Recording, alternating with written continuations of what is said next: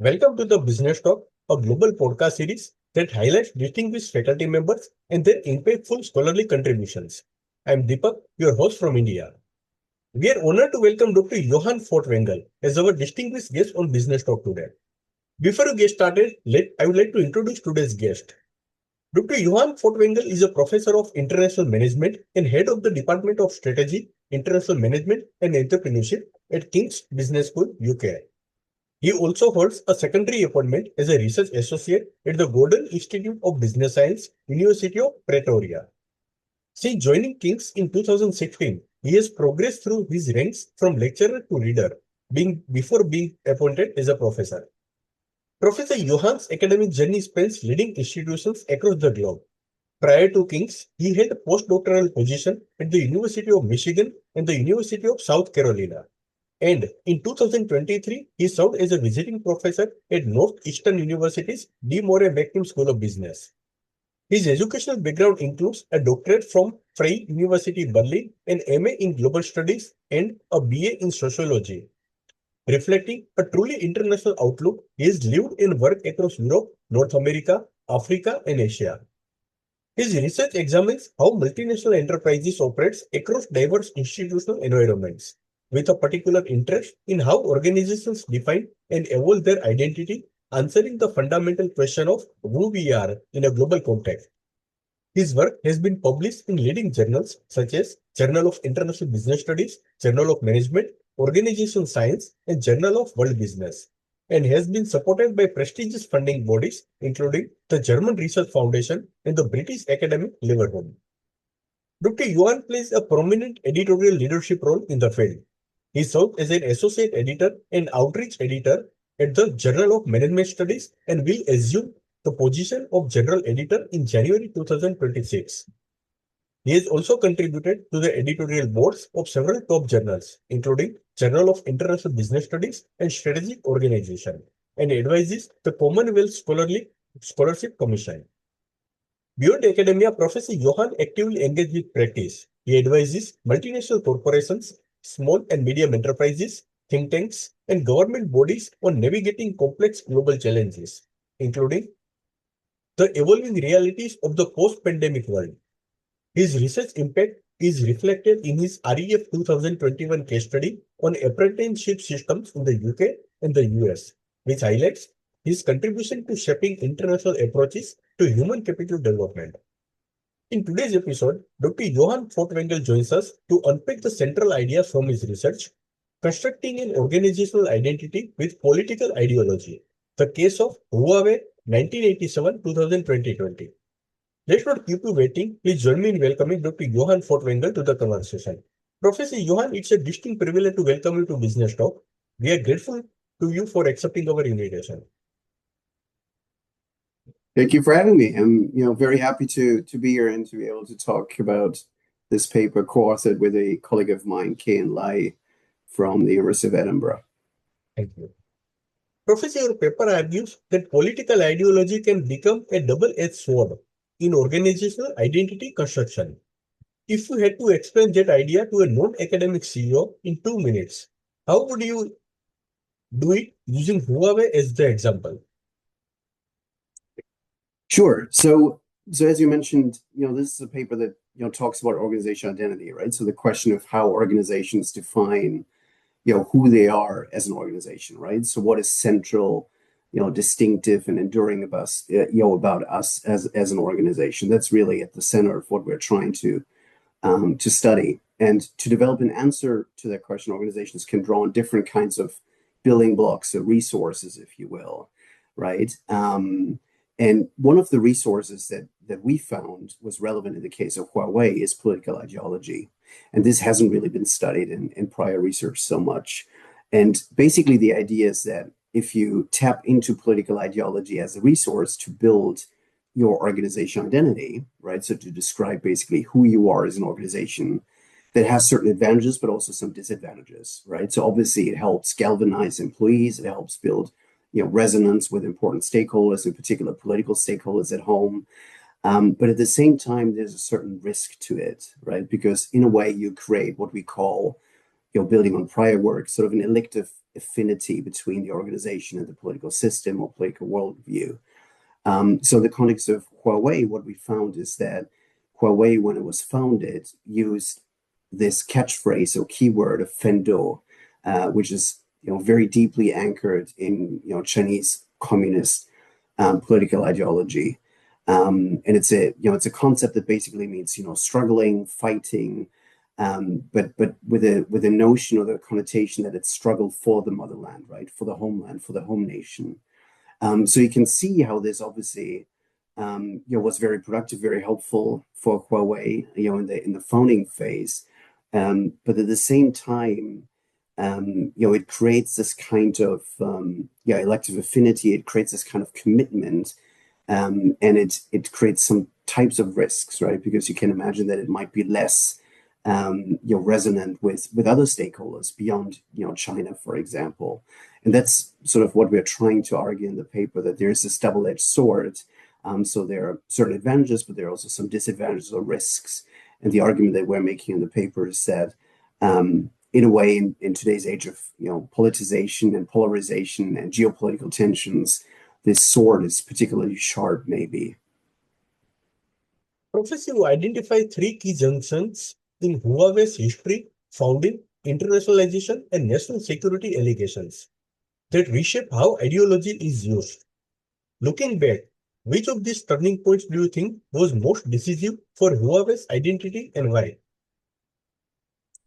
That's a good question. I mean, I guess it's probably worth stating first that those particular junctures, right? So they may differ from one company to the other. In the context of Huawei, as you say, we identify those three junctures, the founding period, and then when they internationalized, and then when they faced national security allegations, basically. And I would probably argue that the first phase, the founding phase, was in a way the most consequential, because at that stage there was the fateful decision being made, to use political ideology, right, to rely on Fen Dou as a construct to develop the organization identity, right? So what are we as a company, to develop a particular identity claim and link it, very heavily to the mission of the nation state in a way. So at that particular moment in time, this elective affinity that I alluded to earlier, this commitment, was entered into, and probably at a time where the implications and the consequences were maybe not obvious at that point, right? So, but it, in a way, and that was sort of one of our findings, it kind of constrained the agency or the room for maneuver, and the strategic freedom a little bit, over the next few decades of for the company. Professor, Fen Dou shift from national struggle to career dedication and later to fighting spirit for survival.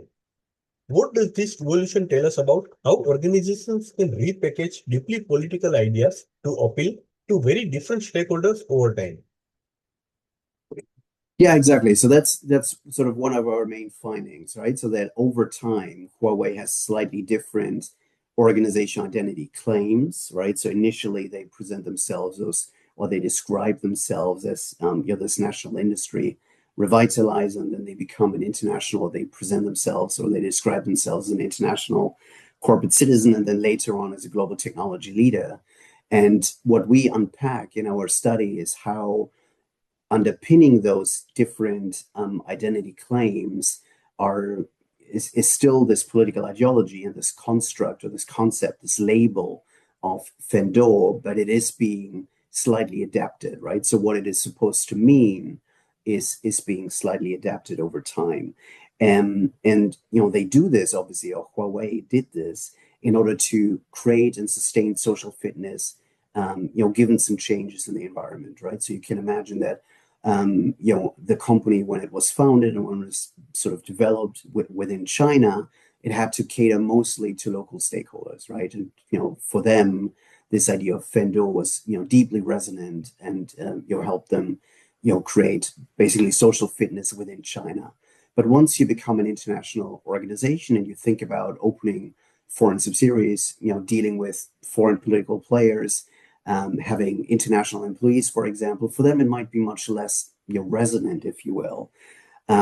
So they had to adapt basically, the meaning of the identity on the one hand, but also how they talk about Fen Dou, right? So the label stayed the same, but the meaning was slightly adapted. And that was how they creatively developed this or adapted it over time in order to ensure the social fitness given changes in the environment, and how they try to manage also the distance from the initial meaning in order to not lose it, right? Because that was one of our main findings, that once you start with Fen Dou or political ideology, it kind of creates a commitment, and it only allows you to deviate from it so much. So managing this distance between the original meaning, that was one of the main tasks, and that was one of the things that Huawei did quite skillfully in the second period. Professor, in period 2, Huawei deliberately neutralized the communist connotations of Fen Dou, translating it as dedication to a fit global workforce. What tensions or internal frictions do you imagine this created inside the organization, especially for employees tipped into the original meaning? Yeah, I think that's a really good question and a really interesting question. And I mean, our data is mostly archival data. So there's some evidence of how the organization grappled with this problem and understood the challenge and tried to reflect on, interrogate, what to do now that we've become a multinational firm, an international firm. What do we do with Fen Dou, right? Is that still useful, or do we have to adapt it? So there's some evidence in the data that actually shows how the organization was reflecting on that.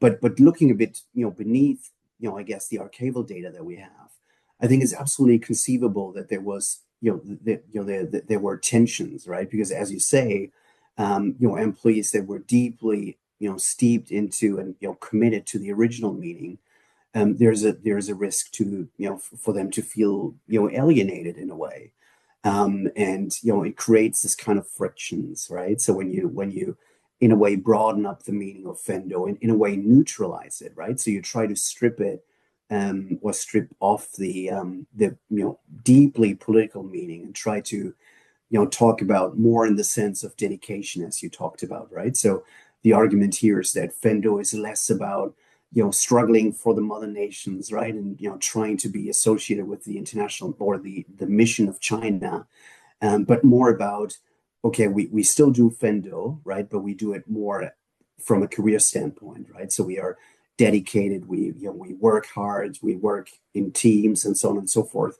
So we reframe Fen Dou to speak more, to individual employees from a career standpoint, in order to cater to this broadened audience. But there's absolutely the risk of alienating those who have been steeped into the original meaning. And I guess one way of how to manage this tension internally as an organization is to come up with slightly different communication channels, right? So Huawei, for example, has an internal newspaper that is published in Chinese language, so read mostly by Chinese employees, and then one magazine or newspaper that is published in English language. So this gives you a tool to slightly nuance your messaging and communication internally as an organization. So that's one way of how those tensions or frictions can potentially be managed quite effectively by an organization. Professor, core insight of the paper is that early ideological choices can hold organizations hostage to their own history. If you were advising a fast-growing startup today, what kind of identity or value statement would you want them to think twice about because of this long shadow? Yeah, that's a great point, right? So I guess the first point is maybe to just be aware of this long shadow, in a way, right? So to be, before you decide on a certain thing, thinking through the potential implications on far-reaching consequences and the commitment that you engage in, or the commitment that you enter, essentially. And I guess another possibility is, and I mean that's sort of what we try to argue in this paper, is that there's something something unique about political ideology, right? So if you use political ideology for identity construction, you create or you have this particular added tension in addition to what you would have if you used another building block or another type of resource, another tool for the building of your identity, right? So basically, on the flip side, or the consequence of that, or the implication of that, would be to maybe opt for something that has maybe more flexibility, more ambiguity, serves maybe more as an umbrella term, and is maybe less politically or socio-historically anchored, right? So one example that we give in the paper, based on some other research that we cite, is the example of Carlsberg and how Carlsberg uses the motto of semper ardens, which is a Latin phrase meaning always burning, right? And you can see how this motto or this phrase, this keyword, this catchphrase, is not really socio-historically anchored. It's not a particular Danish thing to do or a particular, European. It's not really associated with a particular type of, ideology, political ideology, or any other kind of ideology, and that serves in a way the function of potentially being an umbrella term that a broader group of stakeholders, internal and external stakeholders, can subscribe to,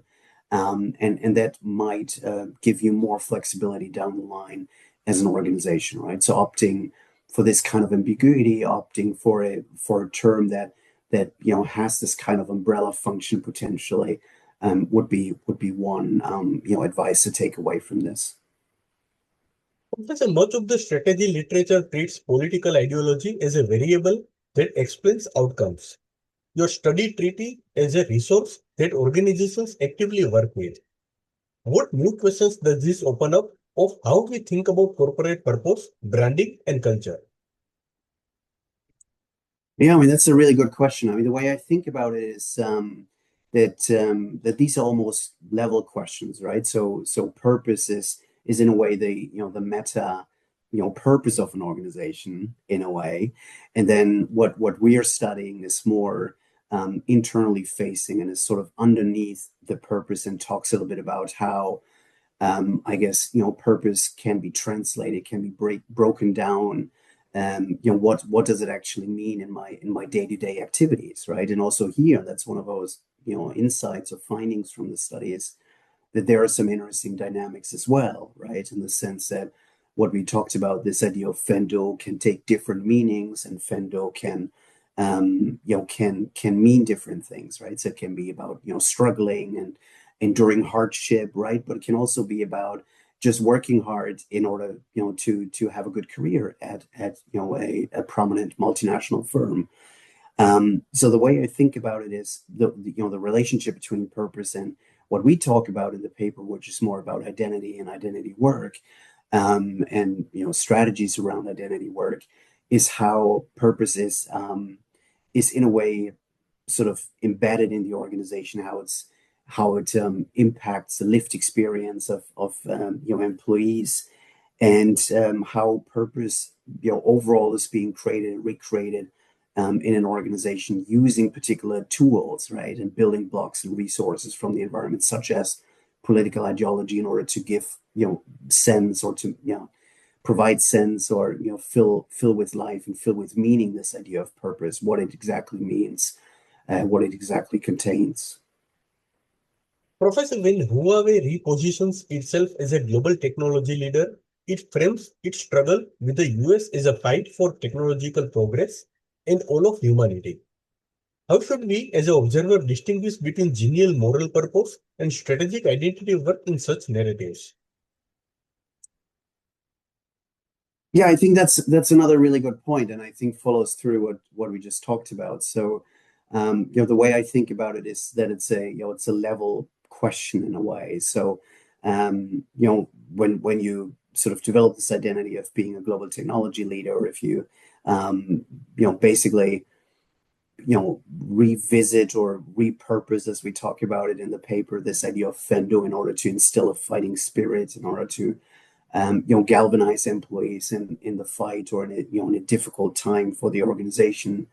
To me, that is sort of a tool inside the organization, how they engage with identity, how they engage with identity work in order to fill with life this idea of purpose, right? So to me, more specifically to your question, to me, these can and probably should often be overlapping, right? This idea that there's a purpose, and then it is underpinned by particular identity work. And the point that we're making in the paper is that there is some flexibility, right? So Huawei, makes different identity claims over time, but at the same time, the way they, present this, or the way it's underpinned by political ideology, has to change over time, as a function of those changes in the environment, in order to kind of continue to create this social fitness in light of environmental changes, but that this is very much constrained, right? So they basically follow a particular trajectory in terms of the pathway that they can take. They are not as free because the label or the the term, the concept that they've used, has very deep political connotations, right? So there's a selective affinity with China, for example, that they have to manage in a way, and they have to do that very creatively. And there is some room for agency and some freedom, but it is limited. Yeah. Professor, you show that the same ideological element Fen Dou can be appropriated, neutralized, and repurposed across contexts. Are there limits to this flexibility? And what point does stretching an ideological concept too far risk losing credibility with any audience? Yeah, and I think that is, that's another really, excellent question, and I think that is exactly the point that we're trying to make based on our evidence, right? So that there is a limit to how far you can stretch it. The extent to how far you can stretch it will depend probably on two things. So first, the degree of the ambiguity that is inherent in the label, right? And we already talked a little bit about how Fen Dou is maybe not as ambiguous, or doesn't have as much degrees of freedom, if you will, as, for example, Semper Ardens, the Carlsberg example that we talked about.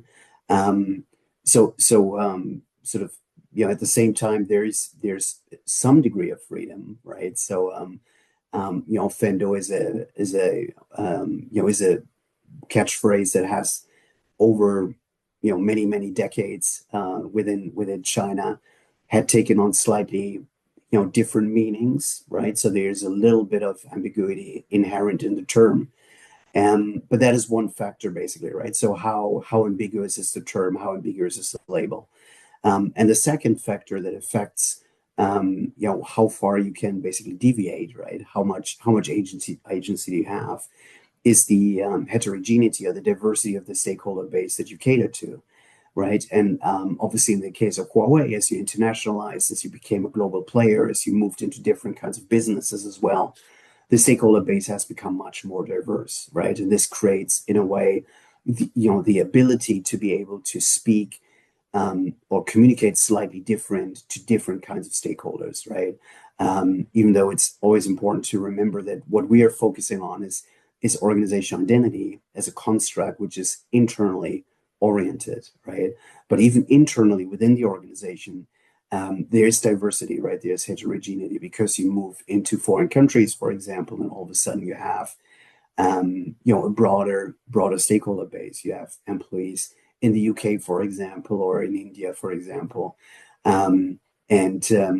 this will allow you, to stretch the meaning a little bit more of that particular label, and what we alluded to earlier, to use maybe different communication channels, different media, in order to cater to those audiences in slightly nuanced ways, right? So what the publication in Chinese language versus English language that we talked about earlier, for example.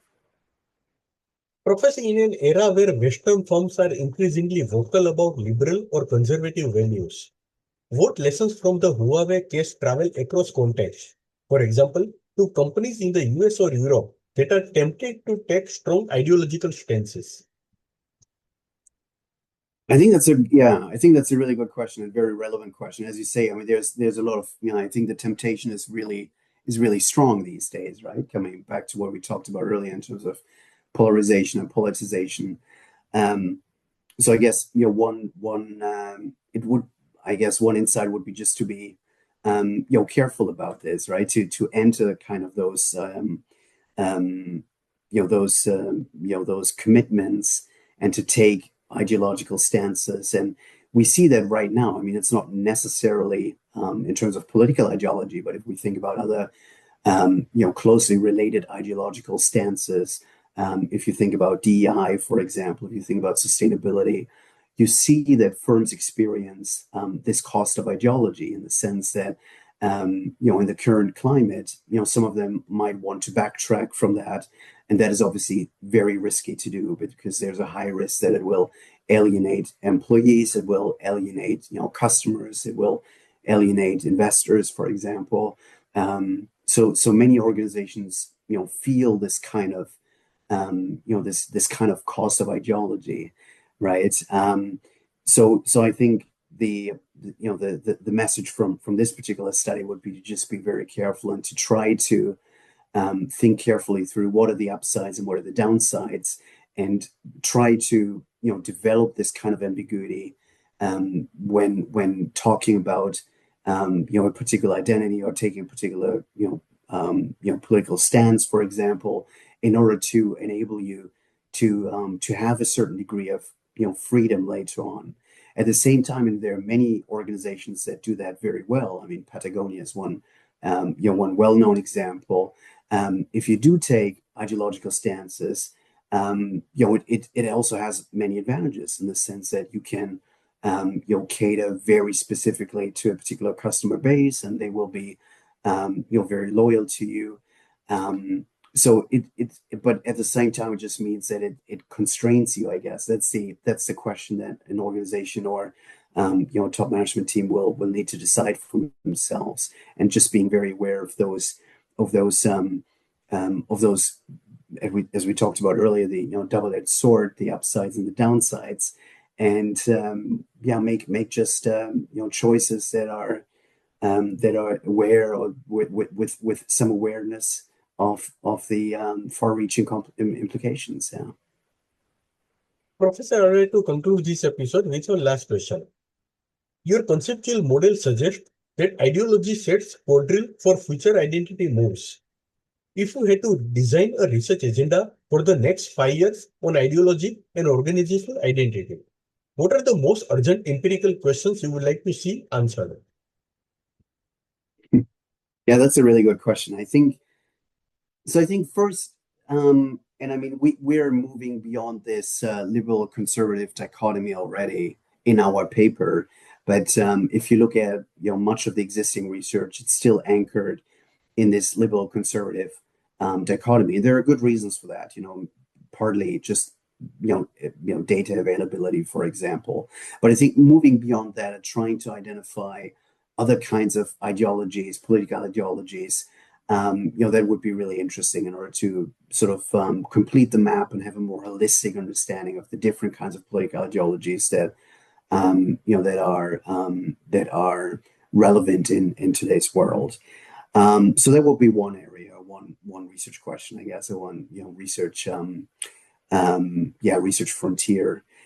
Another one would be, and we touched on that a little bit, would be sort of the antecedents of that, right? So trying to understand and really going deep into an organization and trying to understand how they develop this understanding of a political ideology, how they come to the fateful decision to adopt a particular political ideology or a particular phrase or a particular term. And again, in the paper, we talk a little bit about how Huawei had different kinds of options, and they opted for Fen Dou, but they also in a way experimented with other types of labels, and getting deep into the organization with interviews with ethnographic data, for example, would be really interesting to understand how they arrive at a particular decision. Another one would be to think about the consequences and implications, in particular inside the organization again, right? So we alluded to that earlier as well in terms of particular tensions inside an organization. I'm thinking right now, if we think about geopolitics, for example, and different kinds of camps or poles in the in the multipolar world order. And if you are you're firmly embedded as a result of your identity, firmly embedded in one particular camp, one particular pole, how does this constrain you in terms of collaborating, as an international organization, for example? Are employees, willing to, given certain fault lines, given certain, tensions or frictions inside the organization, are they willing to share data or share information, collaborate with people that are maybe not, fully aligned with their particular ideological stance? I think thinking through those consequences inside the organization would be really interesting. And then finally, maybe building on what we just talked about, how organizations can actually walk away a little bit or retreat a little bit from their ideological stances, right? So how can they do this? What are the costs of ideology? I mean, it's fairly obvious that there will be costs, but what forms do those costs take? But also, how do firms maybe have the ability to engage in particular strategies, to walk away from it a bit skillfully in terms of how they communicate it, for example? That would be really interesting as well to think about how they can skillfully and with as little cost as possible move away from the ideological stances. I think that's a question that I think many organizations grapple with right now. So it's very relevant, practically speaking, right now. Listeners, thank you for joining us for this conversation. Today's discussion has given us a rare window into how political ideology and organizational identity intervene inside a global firm, and why those early choices can echo for decades. As we reflect on Huawei's journey from national industry revitalizer to international corporate citizen to global technology leader, we are reminded that the stories organizations tell about who we are never neutral. They shape strategy, stakeholder relationship, and even geopolitical fault lines. I hope this episode has sparked new questions about how value, history, and ideology silently guide decision making in organizations around the world.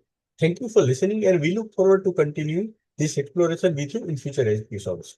Thank you again, Professor Johann Fortwengel, for sharing your time, research with us today. This has been a truly enlightening. Thank you so much. Thank you very much. It was great. Great questions. Thank you. Thank you.